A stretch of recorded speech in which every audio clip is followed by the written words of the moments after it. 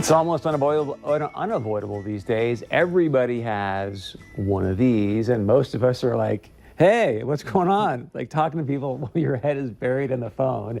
And now there's a thing called text neck, apparently. So with us today, Dr. Adam. Great to have you here, man. Appreciate it. I can't believe that we're actually talking about this, but it's real. How real? It's very real. There's actually, sadly, it's a term now. You know, text neck is something that people actually know about and people use as a phrase.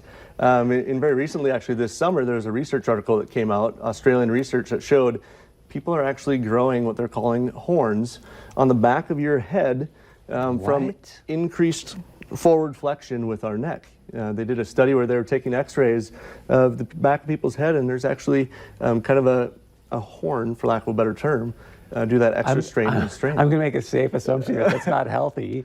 And what would cause something to grow back here just because my head is bent? Yeah. So naturally, we want to have a nice cervical curve or a cervical lordosis. And when we spend that extra time in that forward flexion, that attachment where those muscles attach to is getting pulled a little bit more. So the horn itself is just our body's reaction, actually trying to increase surface area for those muscle attachments that are getting overstretched and strained. Now, the horn itself isn't the issue. It's actually what's happening because of that forward flexion to your neck. So at what point do I have to say, oh my gosh, I've got an issue here with text neck, I need to go see somebody? Like, should I be looking for some kind of certain pains or? Right. A lot of things that we're starting to see symptom-wise is people dealing with more cervicogenic headaches, headaches that are happening because there is something wrong in your cervical spine or your neck. Just neck discomfort and shoulder discomfort is another thing that's caused by that constant forward flexion as well. The things that we don't really see, and the reason that we recommend, having that conversation with your local chiropractor, is degeneration. We're seeing degeneration in younger populations that really isn't normal to see those degenerative changes, where because of that extra strain on those discs in your cervical spine, they're actually starting to degenerate at a much earlier age. What do you mean specifically? Like, how would I know my son or daughter is doing some of the way too much? Yeah, technically the only way to really know where that degeneration is with an x-ray, having that image similar to the study that they did where they're seeing those horns on the back of people's heads. But an x-ray is what's going to show that degeneration. Ways to know without that is different orthopedic tests that can be done, and just how those symptoms are starting to present themselves as well. So how do you mitigate this? I mean, you can't obviously watch your son or daughter, or myself for that matter. Myself I can watch 24/7, but what are some things I can be doing to help make sure that I don't get text neck? Part of it's just being aware. Being aware of the time that we're spending on technology.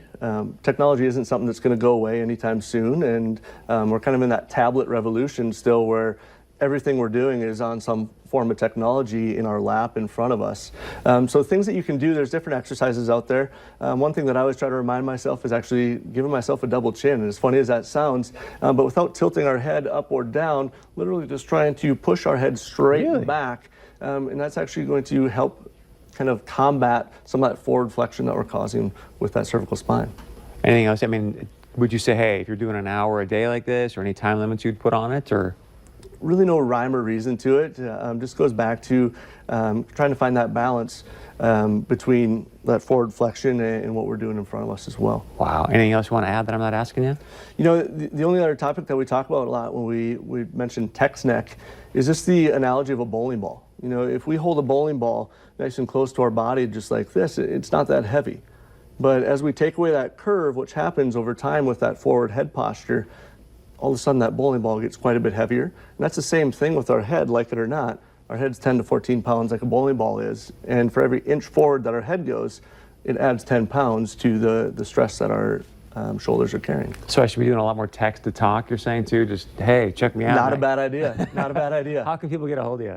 Get a hold of us online at www.fswchiro.com or by phone at 218-233-8544. Dr. Adam, great stuff. Thanks for being here. Appreciate it. Yeah. All right, stick around. We got much more coming up right after this.